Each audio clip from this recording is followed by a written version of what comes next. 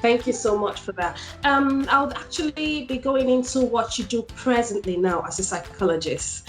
I wanted to ask, why are you focusing on the fact that, why are you actually a domestic violence advocate? Why is it that parts of psychology? Why are you into it? Okay, first of all, let me make a correction. A lot of people now, maybe because I speak a lot on psychology and the psychological effects of things. I did psychology as a degree, but I do not want to pursue to now become a qualified psychologist. Instead, I want to go to the counseling side of psychology, because the difference is, with psychology, I'm going to, for instance, if I decide to do a master's in psychology to become a psychologist, I'm just going to be doing research. I'm just going to be doing research and, doing whatever, interviews and all that. And that's not what I want to do. I want to be in the forefront. I want to be dealing with people, not dealing with numbers. Okay, let me put it this way. The difference between, psychologists deal more with numbers and research and reports and, data and all statistics. But I want to do, so I said, okay, my degree is like every other first degree, is like a stepping stone. Let me now go into counseling. So what I actually want to do is psychotherapy. But you can't do psychotherapy except you do counseling, because psychotherapy is a deeper, more intense kind of counseling. So I said, okay, fine. Again, while the kids are growing up, I started a part-time course on counseling, which I'm going to finish I finished the first level. I have another level to go. And thank God for this lockdown. I'm not in a hurry anymore. Yeah, so finished this one, started another one. Then hopefully by next year, I would now go and do a master's in psychotherapy, which again is going to take me 3 years. Yeah, so I'll rather be that. Now, what made me go into university as a whole is bad experience I had when I was married. Honestly, coming from Nigeria and coming from a lone parents background, my mom was a single mother. I didn't really know. I hadn't lived with a man. I don't know how men behave. I don't know. And when I now got married, obviously every girl will get married with, you think you're Cinderella marrying the prince, right? And even though my father was here, so I came to pick an award for a movie I did when I met my husband. And or when I met the man I finally married. And nothing prepared me for the experiences I got when I was in the marriage. Nothing. I know that Nigeria, you say, but Nigeria is a hard life and all that. Yes, but it's a different kind of hard life. The hard life that, okay, there's electricity here, we don't have lights, NEPA, stuff like that, the sun. But all those were physical things that we were already used to. Now, having to come into a marriage with a mindset that, oh my God, all my problems in this life is over. God has done it for me. Yeah. And then after like 1 year, 2 years, you're beginning to notice that this person I married, there's so much going on. And basically, I didn't understand, and there was nobody. And the way he did it was like, you don't discuss anything about this family outside. Mm-hmm. I don't have friends, so I'm not saying you should not have friends, but I don't have friends, so you better learn from me. I'm not saying you should not have friends. Obviously, I don't live in England, so I don't have friends. My friends are all in Nigeria. Yeah. But even at that, I thought, okay, these London people, maybe that's how they live in London. In Nigeria now, your family, your neighbor, everybody is family. But here, maybe they mind their business. So he started with all that systematic, first of all, detaching you, disconnecting you from your family, from your friends and everything. Then before you know it, it is just the two of you. Then before you know it, this person that you trusted with your life is the same person that is hurting you. So you don't know how to deal with it. You don't know how to talk about it. And because this person is a legal person, he knows his right. He knows everything. He knows how to do everything. So it's not like from day one he started with slapping and hitting. No. Yeah. It was more systematic. Don't do this, don't do that. So first of all, disconnecting you from your friends and family. Then it's the two of you. Then you are now 100% focused on him. Then obviously, can I go to school? No. What are you going to school for? You're already a graduate. That's enough. You don't need to go to further school. Okay, let me work. But how can you work when I don't like nannies taking care of my children? I want you to take care of the kids. Anything you want, I will give to you. Just stay at home and take care of the kids. So obviously, you're happy. You're like, okay, God has done it for me. But then you find out that you say, stay at home, I will sort you out. And every time I ask you for money for food, you would abuse me. Right. So yeah. I wasn't understanding. Okay, stay at home, I will do this for you, but you're never at home. So even the family unit you're saying, let's build, you're never there to build it. You're either going for one course in America or, the way it was at that time, he had a firm, a legal firm in London, and had another one in Manchester. So he would stay 3 days in London and go and stay in Manchester. Every Wednesday he would travel to Manchester, come back on Saturday evening. Then we'll go to church on Sunday, like perfect family. Then obviously that Sunday he will stay in London, Sunday, Monday, Tuesday. By Wednesday evening he's going to Manchester. So that was how it was. So everything I was promised, I wasn't seeing. There was no unity, there was no communication. Then obviously gaps started to come into the relationship. And again, nobody to discuss, nobody to communicate with. And then being an actress, you know how it is when there is a bias about actresses being wayward. Yeah. They don't want to be one man. Yes. So now you know all that. Mm-hmm. And then you now get married. How do you now say that what I'm seeing is not what I expected, or is not what I planned? Like, what's going on? You can't even say it. There's the shame, there's the culture, and then there's the religion thing. So you're like, you can't even discuss with your own family what's going on because you've been told that, so when the man has told you, I don't like my family business being discussed by anybody, and the Bible says you must listen to your husband, you must respect. So when you are now going to discuss an issue outside, you're disrespecting your husband now, and that's wrong. So religion, culture, and all these things were in play, and he was doing everything perfectly. And then after a while, I became very ill at one time. I had cancer in 2006. I had the surgery, I did the operation, and it was a long illness, like both from having the surgery and, after the surgery, wait for a few months, then start chemotherapy and radiotherapy treatments. So it was taking a long time, and all this while I was so sick. So when the abuse started, I think for me, I was just on survival mode. Abuse was not on my mind. Whatever he was doing wasn't on my mind. What was on my mind is I need to get well. I need to get better. I need to get back on my feet. Yeah. So if I'm not eating, I don't have appetite to eat. And they say, oh, but you need to eat to heal. I have to eat to heal, whether I like it or not. And then I had my first son in 2005. I became very, very ill. 2006, I had my surgery. I started my treatment up until middle of 2007.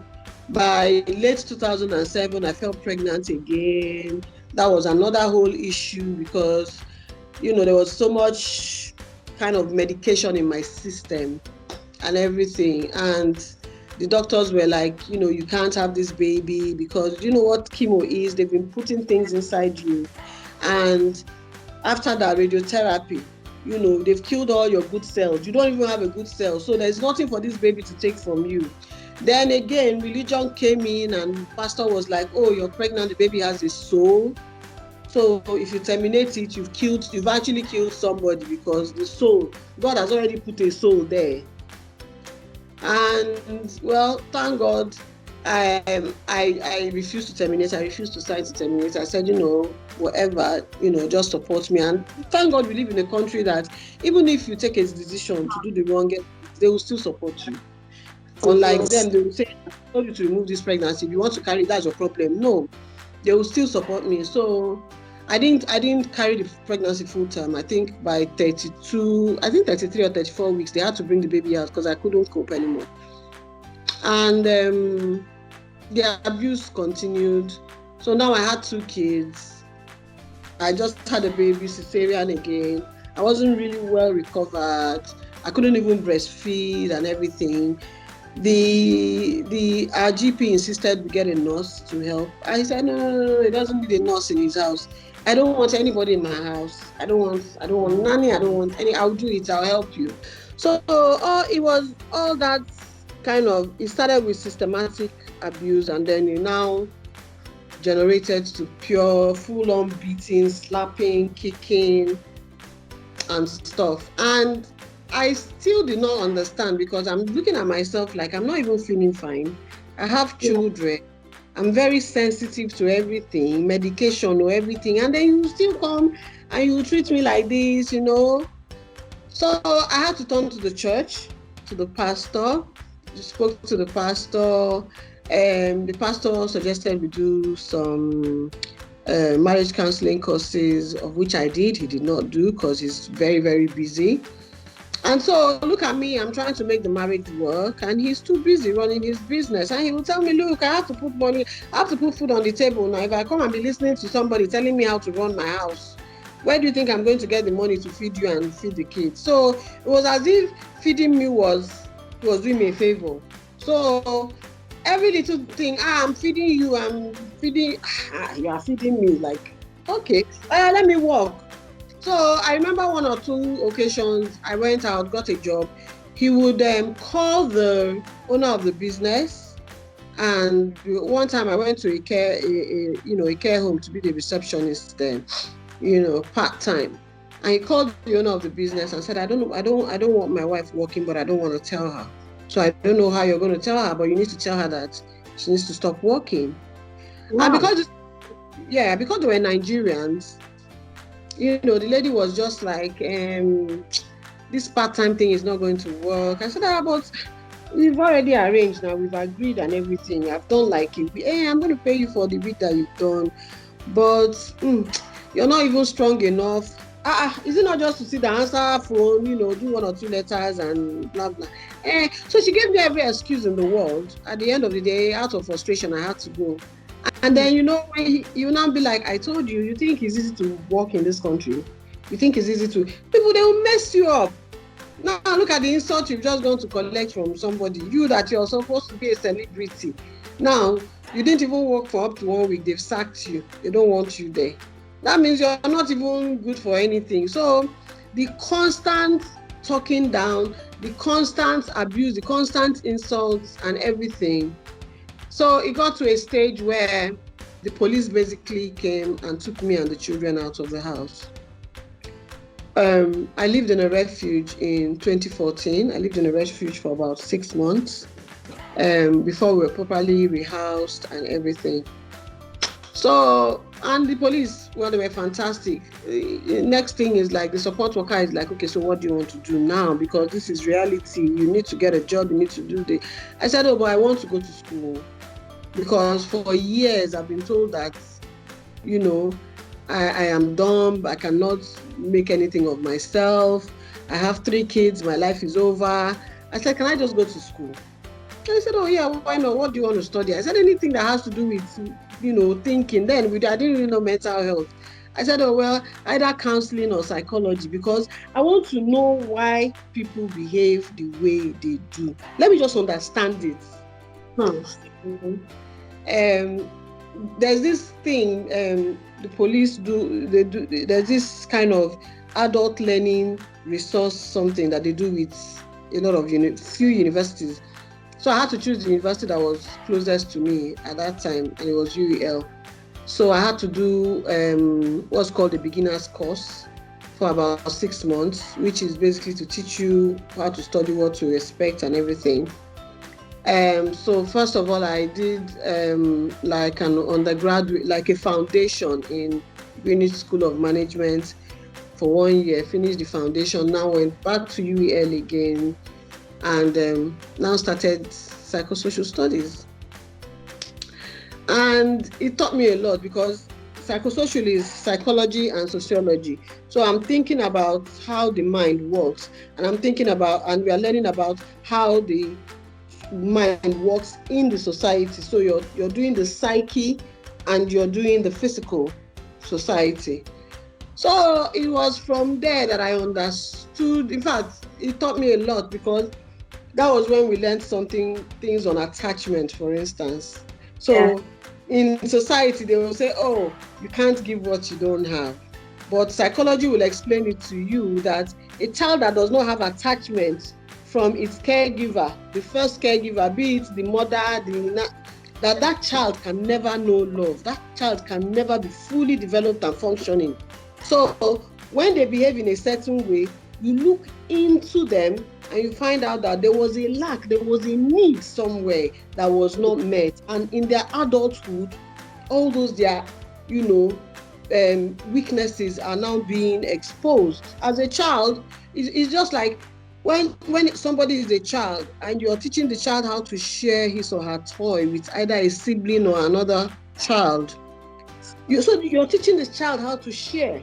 So obviously, when the child grows up, the child will know that, okay, if I go to somewhere and maybe let's say there's a bottle of water, okay, so I need to take in my glass and keep it back.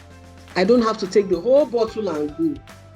So those things are things that we don't know when we are teaching the children these things, but those things are things that they will now take to adulthood and it will work for them. So a child that misses that can never be a full functioning adult. So I had to understand all these things.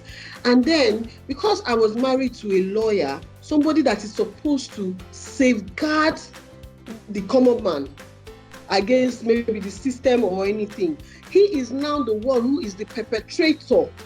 He is now the one who is now causing harm. Yeah, I understand what you're saying. It's just like living with the dominator. Yes. Yeah, oh, that's just the perfect ahead. So I wanted to understand that, so that, because from my lived experience, I know how people perceived us outside. Like when we go to church, this man's such a gentleman. Oh, he's a lawyer. Hey, yeah, nice. And he doesn't. Meanwhile, I was living in hell. I used to call that house hell hole. I was living in hell. So all the aesthetics, he would make sure, okay, he would take me shopping. He does what he buys my clothes from Marks and Spencer. He will not give me money. Me, I don't like Marks and Spencer clothes, because either the skirts are too long or the shirts are not sleeved. So not take me to, let's say, Top Shop, for instance, or Wallace, where they have his master. So he will do all the shopping for everybody. He will not bring the money. It is how he wants you to look. That's how you will look. And to some people, that's okay now. All these small girls from Nigeria, I beg, you have to put them under control. So from my own lived experience, I was now noticing all those things. And I knew that even me as an actress, I have a voice. It would be a bit easier for people to believe me compared to an ordinary girl who doesn't have a voice. And, she's telling people that this man is doing this. They won't believe her. That's what they like. Even when I started talking, they were like, I beg you, now actress, now they won't stay for one man house. Even him, he would say, because there was a time I just had enough. I said, look, if you don't divorce me, I'll go and kill myself. I'll just die. He said, it's better you die, because I own you. Don't you know that when I married you, I said, but you didn't pay my bride price. We did not do traditional marriage. My father was in the UK, and my father specifically said, I don't believe in bride price. I am not selling my daughter to you. You can do your registry and your church wedding, but I'm not taking anything, so that tomorrow you won't say, I collected 12 shillings from you. I'm not taking anything from you. The day my daughter is tired, let her just come back to my house. Because my dad used to live in England. He died in 2010. And so those things are the things I have learned. So I said, you know what? I now learned those things and I have experienced it firsthand. So the best thing I can do is just to create awareness. When I was going through this thing, there was nobody to talk to. People did not know. It is now, as in, it is in the last 3 or 4 years that they started focusing on domestic violence, even in the United Kingdom. It is just yesterday that they have seen how many women have died in this lockdown, that they now say, oh, we are going to put, how much was it? I heard in the news, 76 million. We are going to put charities for domestic violence. So I said, aha.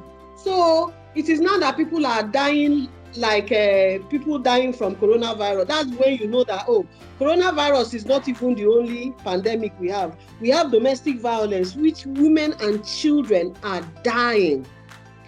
And they are dying because they don't have anybody to talk to. Nobody will believe them. Where do you want them to go? Now, refugees are limited, right? Now, the refuge I stayed in had only 13 flats, for instance. That means only 13 families. And they are telling you that in a day, we are talking about 2,000, 3,000 women are fleeing their homes from domestic violence. The ones that cannot flee are dying. And the average refuge has 10, 12, 13. So where so many times people will run to the council, and the council, maybe out of obligation, they'll just have to put them in a hotel. Anywhere to put them. They're not going to leave the woman to sleep in the council with her children now. You understand? So as I yesterday, when I heard it, I'm like, okay, good. So I've been talking about these things. I've been screaming about it. But I've been screaming about it to our own people, where a single mother is as if she's cursed in Nigeria. Like, for you to even open your mouth, everybody will just come and say anything about a single mother. Oh, single mother as prostitute. Oh, she tried to hold a man with pregnancy. One day I had to confront somebody. I said, you keep insulting single mothers. Please, do you know that a woman that her husband died, a widow, do you know that she's a single mother? Do you ever consider, when you're abusing single mothers, that children that grow up with single mothers do not make it, children that grow up with single mothers are not successful? Do you forget that a woman that the husband just died and she had the challenge of bringing up her children is a single mother? Now, did she kill her husband? She didn't leave. Now, you're forgetting that there are also women that their husbands would have cheated and left them. She didn't leave, she didn't do anything, and left them with the responsibility of looking after the children, and he has gone on to live with another woman. And you're now coming to abuse her. What's she supposed to do? So you guys just come and abuse single women. It is not every woman out there that woke up and say, I want to be a single mom. I'm just never wake up and say she wants to be a single woman. It's not the thing happening now, I believe. So women are even afraid of what they are seeing because the numbers are increasing. They are even afraid to even go into the marriage as a whole. Yes. The fear of the unknown. What is it going to be tomorrow? I think that's actually out there as well right now. But Nigeria is worse.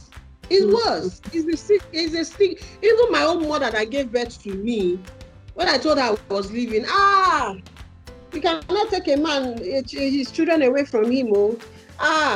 They don't do that in Igbo land. You have to stay there.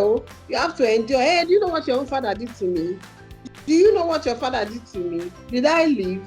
And you're forgetting that was happening years ago. I'm saying it now because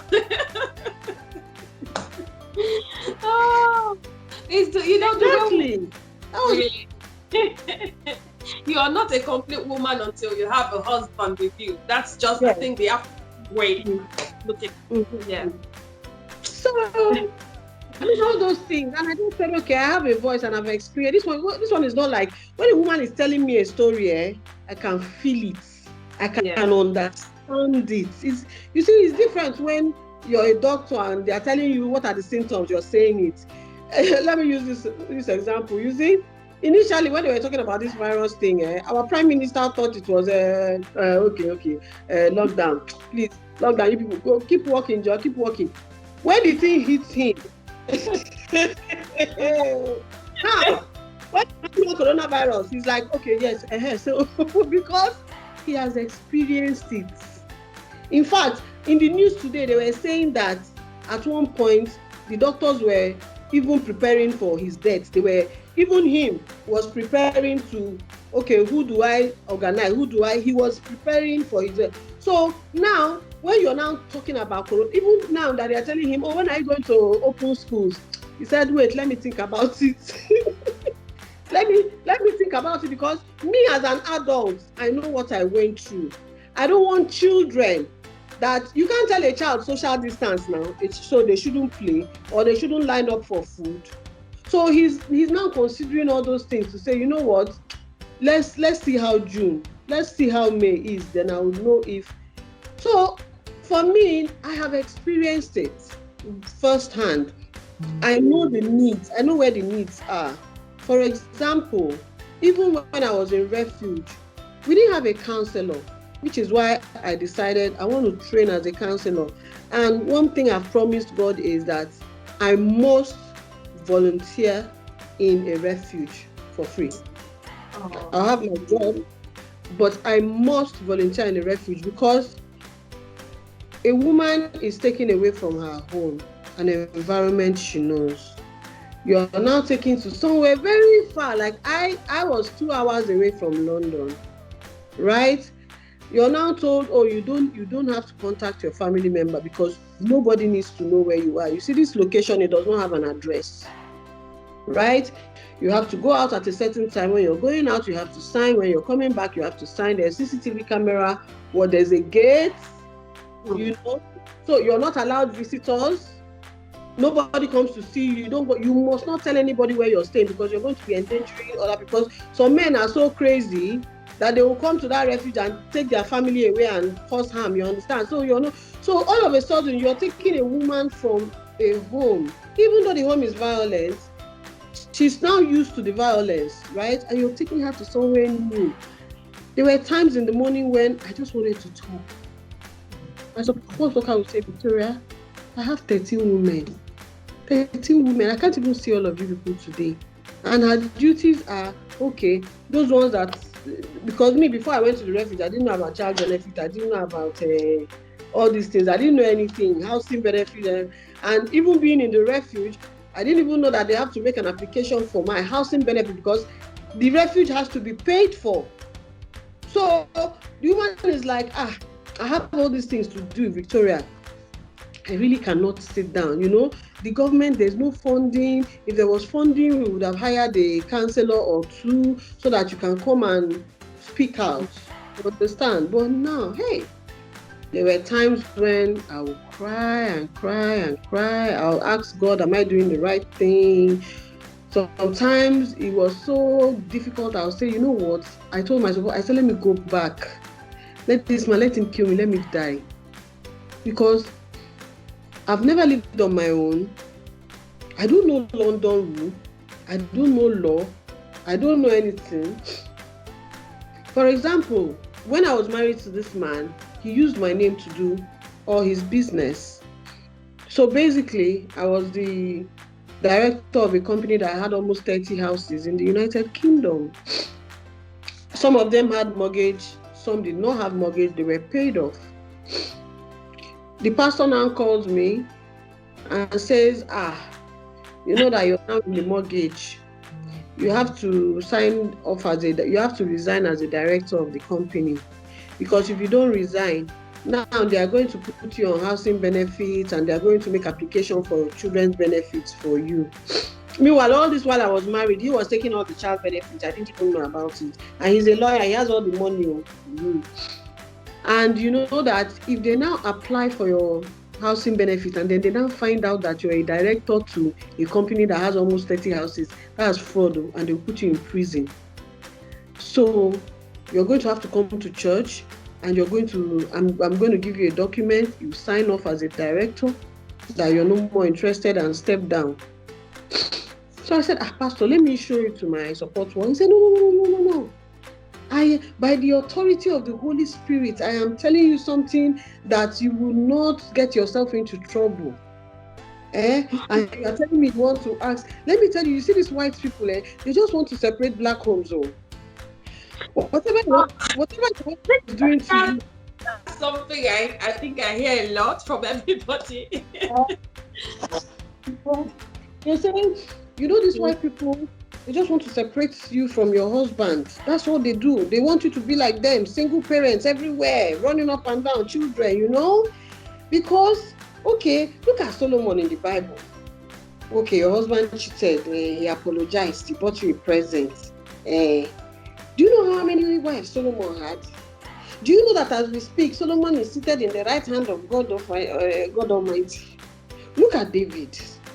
Do you know that David even killed somebody to sleep with his wife? But David is somebody after God's heart. God loves him. So, and do you know that even in the Bible, they said, rebuke your wife when she is doing this and doing that. And rebuking, you can be beaten. He can be beaten. So, it's as if your husband beat you. After all, did he beat you with something? Did he beat you with belts? He just hit you. And he has apologized. And your unforgiving spirit is a sin. It's a sin. You need to learn how to let go. Okay, so you forgive today. They will still beat you tomorrow. They will still come and beg. So that was my life. So I told my support worker, I said, you know what, let me just go back. And, because I can't, support worker will keep telling me, don't worry, you'll be fine, don't worry. Because at that time, all I wanted to do was to talk to somebody.